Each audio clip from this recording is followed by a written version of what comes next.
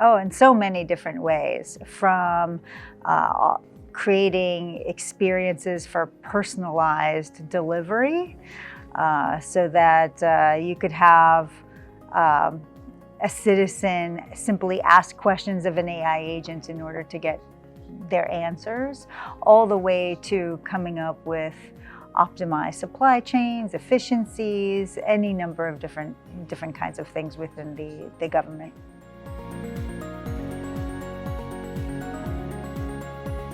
Well, firstly, it is key to make sure that the investments that are being made actually align to the organization's strategies.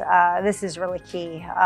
Then what is critical is to consider what kinds of resources are at hand, not just in terms of technical resources, but also with respect to skills and people.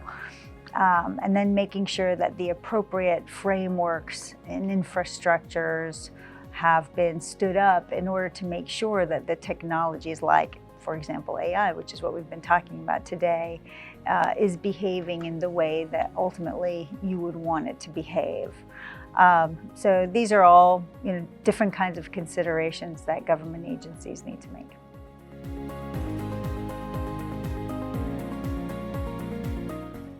Well, in the keynote today, I talked about how making sure that you earn people's trust in AI is really important, and how that requires a socio-technical approach. And all the things that we learned we had to do at IBM in order to curate AI in a trustworthy way are all learnings that we give our clients, right? So everything from establishing principles and pillars to operationalizing those, standing up AI ethics boards, teaching people how do you assess for risk holistically, how do you mitigate for that risk holistically, rolling out AI literacy programs, AI governance processes, teaching people how to audit, teaching people how to craft things like fact sheets or interpretable metadata. The whole gamut of what we've learned we've had to do is how we've turned around and we help our clients today.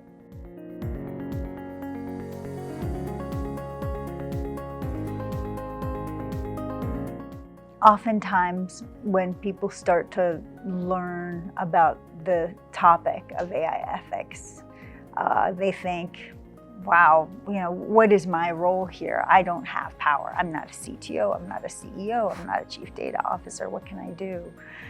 And indeed, making sure that you make room at the table for others who have different lived world experiences to be able to help influence the shape of AI is really, really key, which is why being able to advocate for more inclusive and accessible education on the subject of AI is really important.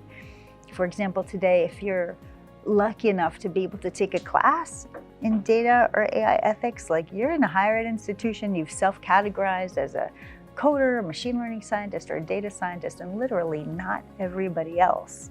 If AI is being used in such a way that is going to affect our livelihoods or aspects of our lives, shouldn't we be far more cognizant, irrespective of what we want to be when we grow up, right? And then I think also we need to recognize that the way that we're teaching AI and when we teach it also needs to change. Not just have it be in a school of engineering or a comp sci class, but indeed bring it in earlier and earlier into people's academic careers and even in civics classes.